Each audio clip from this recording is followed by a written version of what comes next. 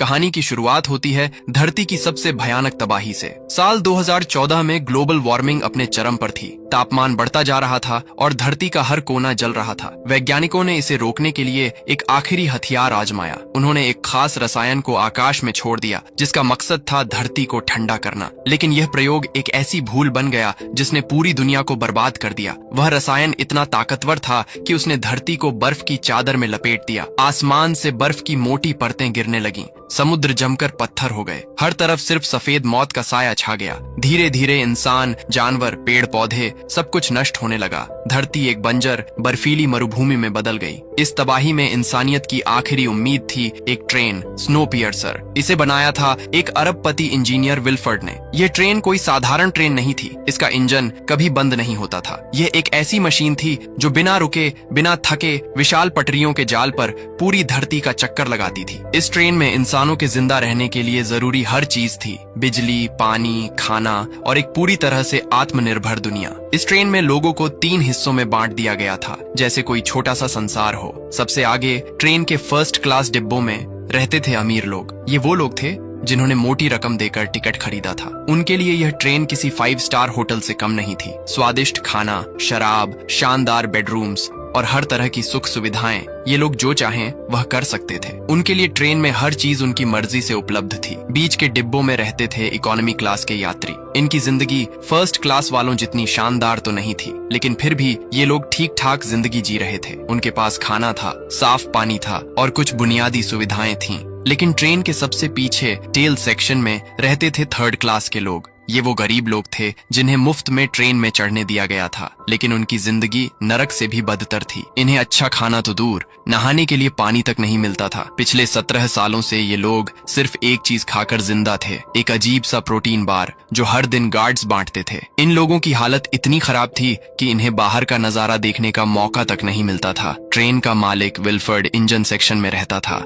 वहां से वह इस छोटी सी दुनिया को कंट्रोल करता था। इस ट्रेन में सब कुछ था, बिजली की चमक, पानी की सप्लाई, खाना पीना और यहाँ तक कि फर्स्ट और इकोनॉमी क्लास के बच्चों के लिए एक स्कूल भी। लेकिन ये सारी सुविधाएं सिर्फ अमीरों और मध्यम वर्ग के लिए थीं। टेल सेक्शन वालों के लिए सिर्फ अंधेरा, गंदगी और वह प्रोटीन बार था। ये ट्रेन कभी नहीं रुकती थी। ये 24 घंटे चलती रहती थी और धरती का एक पूरा चक्कर लगाने में इसे 1 साल का वक्त लगता था। हर साल जब ट्रेन एक खास ब्रिज, येकातेरिना ब्रिज से गुजरती थी, तो यह एक तरह का नया साल माना जाता था। यह ब्रिज ट्रेन के एक और साल पूरा होने का प्रतीक था। कहानी अब साल 2031 में पहुंचती है, जहां 2 गार्ड्स टेल सेक्शन में आए। इस बार उनकी मांग थी एक वायलिन वादक जो फर्स्ट क्लास के डिब्बों के लिए चाहिए था। एक बूढ़ा आदमी आगे आया। उसने कहा कि वह और उसकी पत्नी दोनों वायलिन बजा सकते हैं, लेकिन गार्ड्स को सिर्फ एक आदमी चाहिए था। जब उसने अपनी पत्नी के बिना जाने से मना कर दिया तो गार्ड्स ने क्रूरता की हद पार कर दी। उन्होंने उसकी पत्नी का हाथ तोड़ दिया और उसे जबरदस्ती अपने साथ ले गए। ये देखकर टेल सेक्शन में गुस्सा भड़क उठा। लोगों का सब्र जवाब दे चुका था। इसी बीच कर्टिस एवरेट और उसका दोस्त एडगर कुछ और कर रहे थे। वे प्रोटीन बार्स में छिपे हुए मैसेज की तलाश में थे। ये मैसेज कोई सामने के डिब्बों से भेजता था। टेल सेक्शन वालों की हालत इतनी खराब थी कि ये मैसेज उनकी आखिरी उम्मीद थे। तान्या, एक माँ, ने कर्टिस को बताया कि वह मैसेज जो वह ढूंढ रहा है उसके बेटे के प्रोटीन बार में है। कर्टिस ने बच्चे को बहलाकर वह बार लिया। उसने बार को तोड़ा और उसमें से एक छोटा सा कैप्सूल निकाला। कैप्सूल के अंदर एक मैसेज था, एक ऐसी चीज जो टेल सेक्शन वालों को बगावत के लिए प्रेरित करती थी। पिछले 17 सालों से ये लोग सिर्फ प्रोटीन बार खाकर जिंदा थे। उनकी हालत इतनी खराब थी कि वे अब बगावत के लिए तैयार थे। वे सामने के डिब्बों में जाना चाहते थे जहाँ सुख सुविधाएं थीं, जहाँ जिंदगी थी। लेकिन यह आसान नहीं था। पिछले 17 सालों में उन्होंने 2 बार बगावत की कोशिश की थी और दोनों बार वे नाकाम रहे थे। टेल सेक्शन के लोग कर्टिस को अपना लीडर मानते थे, लेकिन कर्टिस खुद को लीडर नहीं मानना चाहता था। वह अपने अतीत से परेशान था। उसका अतीत एक ऐसा बोझ था जो उसे लीडर बनने से रोकता था। कर्टिस ने वह मैसेज गिलियम को दिखाया। गिलियम टेल सेक्शन का सबसे बुजुर्ग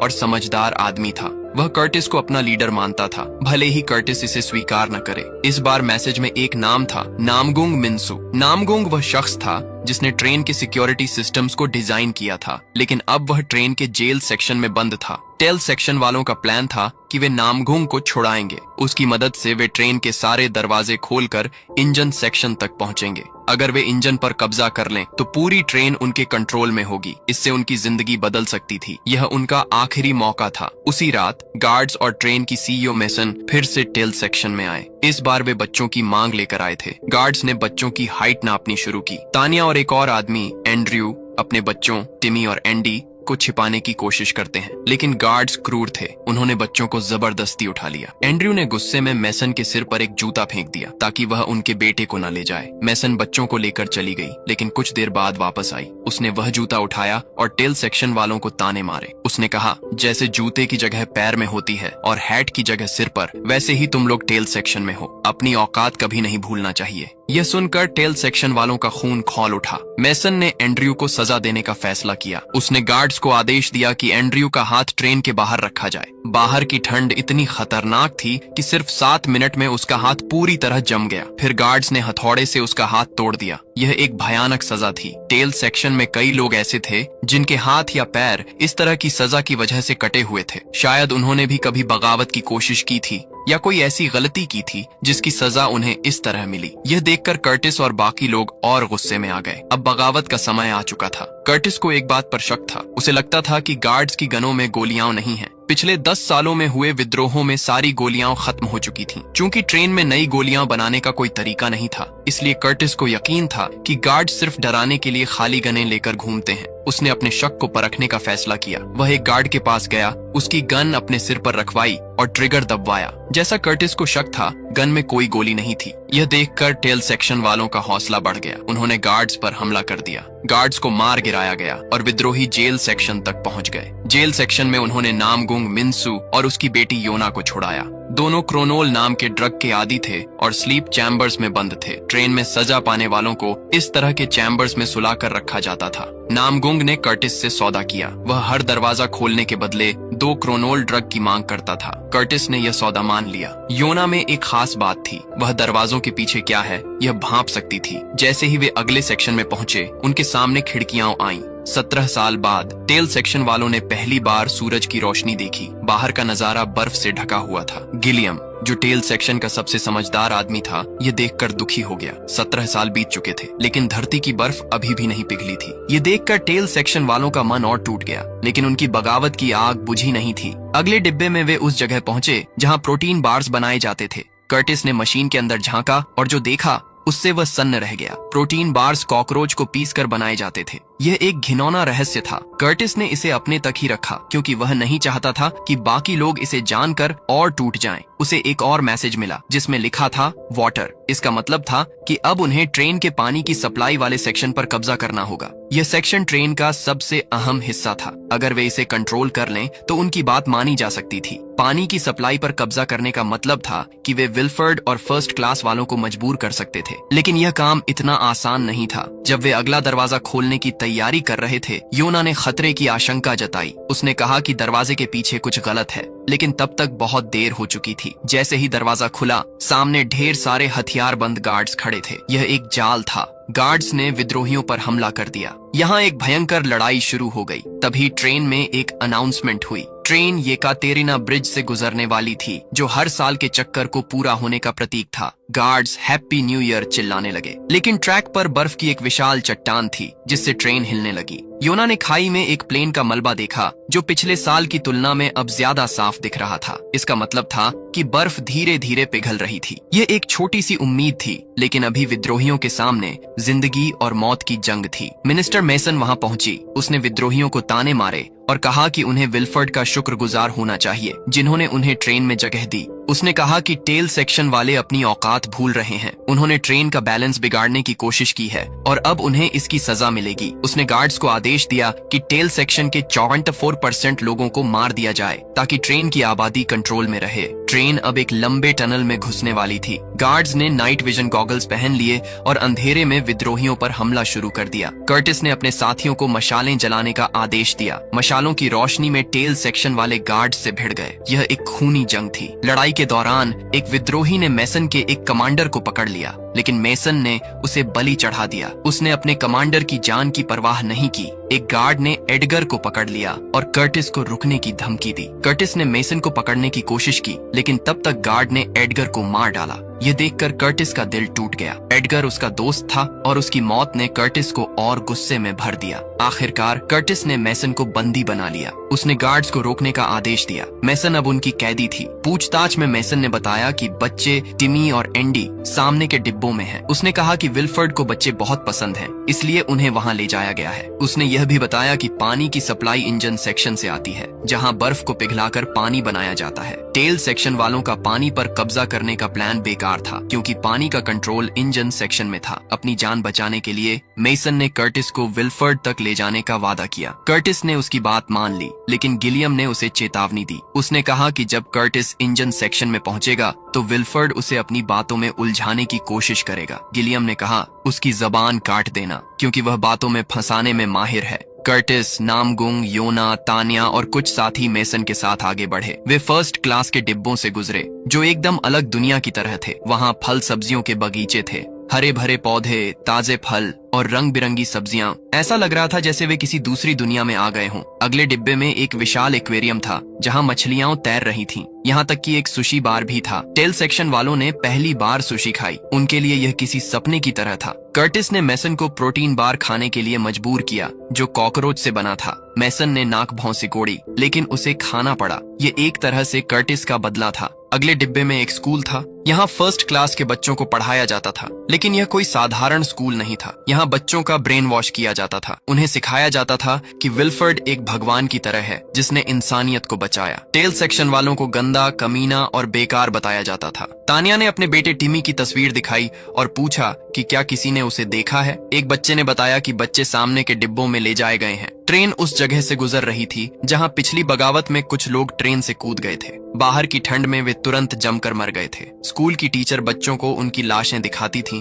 और कहती थीं कि ट्रेन ही उनका घर है। अगर इंजन रुका तो वे भी जम जाएंगे। यह बच्चों को डराने का तरीका था, ताकि वे कभी बगावत के बारे में न सोचें। तभी एक आदमी अंडों की टोकरी लेकर आया। उसने न्यू ईयर के मौके पर बच्चों को अंडे बांटने शुरू किए। टेल सेक्शन वालों को लगता था कि अंडे और चिकन जैसी चीजें सालों पहले खत्म हो चुकी थीं। वे अंडे देखकर हैरान थे, लेकिन अचानक वह आदमी टोकरी से मशीन गन निकालता है। उसने मेसन के गार्ड्स को छुड़ाया और विद्रोहियों पर हमला शुरू कर दिया। उसी वक्त स्कूल की टीचर भी अपनी टोकरी से गन निकालकर कर्टिस और उसके साथियों पर हमला करती है। इस हमले में कर्टिस का एक साथी मर जाता है, लेकिन कर्टिस के दूसरे साथी ने टीचर के गले में चाकू फेंककर उसे मार डाला। कर्टिस और उसके साथी सीसीटीवी स्क्रीन की तरफ देखते हैं। वहां वे देखते हैं कि वाटर सेक्शन में फ्रैंको, गार्ड्स का लीडर, ने बाकी विद्रोहियों को मार डाला। उसने गिलियम को भी कैमरे के सामने लाकर गोली मार दी। यह देखकर कर्टिस का गुस्सा 7वें आसमान पर पहुंच गया। उसने गुस्से में मेसन को मार डाला। अब सिर्फ कर्टिस, नामगुंग और योना बचे थे।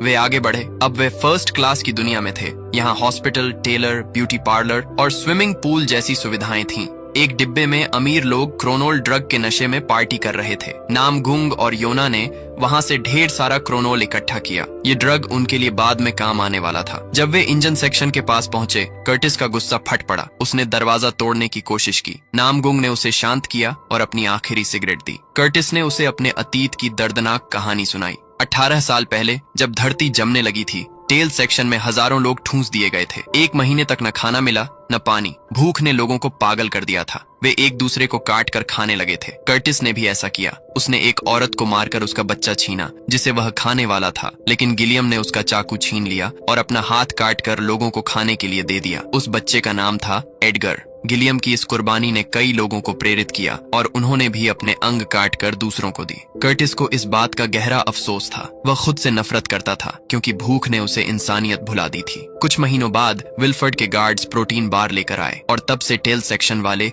उसी पर जिंदा थे। नामगुंग ने कर्टिस की कहानी सुनी। उसने कहा कि उनकी कहानी दुखद है, लेकिन अब इंजन पर कब्जा करने का कोई फायदा नहीं। उसने सुझाव दिया कि उन्हें ट्रेन का बाहर का दरवाजा खोलना चाहिए। उसने बताया कि वह क्रोनोल इकट्ठा कर रहा था, क्योंकि इसे ज्यादा मात्रा में इस्तेमाल करने पर यह बम की तरह फट सकता है। उसने कहा कि येकातेरिना ब्रिज पर हर साल वह खाई में प्लेन का मलबा देखता था। पहले सिर्फ उसका एक हिस्सा दिखता था, लेकिन अब वह पूरा दिखने लगा है। इसका मतलब था कि बर्फ पिघल रही है और बाहर अब जिया जा सकता है। लेकिन कर्टिस को उसकी बात पर यकीन नहीं हुआ। उसे लगा कि क्रोनोल के नशे ने नामगुंग का दिमाग खराब कर दिया है। तभी विल्फर्ड की सेक्रेटरी वहां आई। उसने नामगुंग को गोली मार दी और उसे मरने के लिए छोड़ दिया। फिर वह कर्टिस को इंजन सेक्शन में ले गई। वहां विल्फर्ड ने कर्टिस का स्वागत किया। उसने बताया कि वही मैसेज भेजता था। हर 5-10 साल में बगावत करवाना उसका और गिलियम का समझौता था, ताकि ट्रेन की आबादी कंट्रोल में रहे। इस बार गिलियम ने विद्रोह को नहीं रोका, इसलिए उसे मारना पड़ा। विल्फर्ड ने कर्टिस को इंजन दिखाया। उसने कहा कि वह अब बूढ़ा हो चुका है,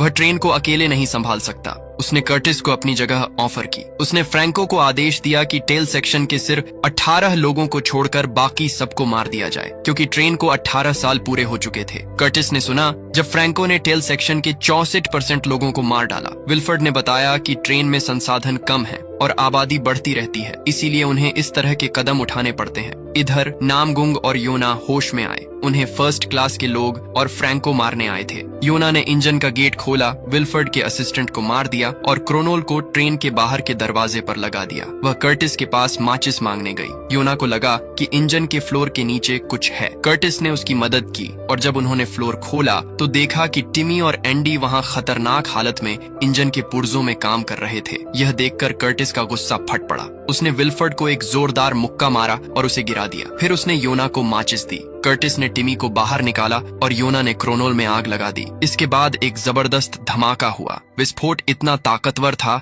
कि बर्फ की एक विशाल चट्टान ट्रेन पर गिर पड़ी। ट्रेन पटरी से उतर गई और सारे डिब्बे बिखर गए। इस हादसे में ट्रेन के लगभग सारे लोग मर गए, सिर्फ टिमी और योना बच पाए। वे ट्रेन के मलबे से बाहर निकले और पहली बार धरती पर कदम रखा। दूर एक पहाड़ी पर उन्हें एक सफेद भालू दिखा। ये एक संकेत था कि धरती अब फिर से जीने योग्य हो गई है। बर्फ पिघल रही थी और जीवन वापस लौट रहा था। यहीं पर कहानी खत्म होती